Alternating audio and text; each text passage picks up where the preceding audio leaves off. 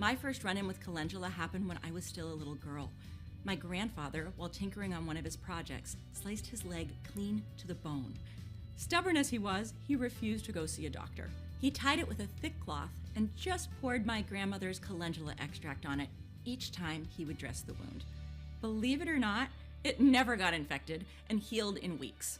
You can make a calendula salve to speed up healing and minimize scarring for wounds, scrapes, cuts, sores, burns, and scalds, and to deal with all manners of rashes and insect bites.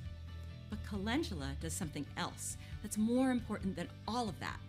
It moves lymphatic fluid and cleanses your lymphatic system of the mucky remnants of old infections and the metabolic waste we all accumulate over time. No modern drug that I know of does this. Here's a quick backyard remedy from our ancestors. During the Civil War, calendula flowers were crushed and packed directly into open wounds, and they were used by surgeons when dressing soldiers' wounds to promote healing and prevent infection. Other recipes with this plant you'll find are calendula flower infused oil for common skin problems, calendula salve to rub over old wounds and scars, calendula soak for itches and rashes, calming calendula spray for burns, tea for irritated eyes and stomach, the protective skin balm, calendula extract for skin ulcers and eczema, and anti-inflammatory ice cubes.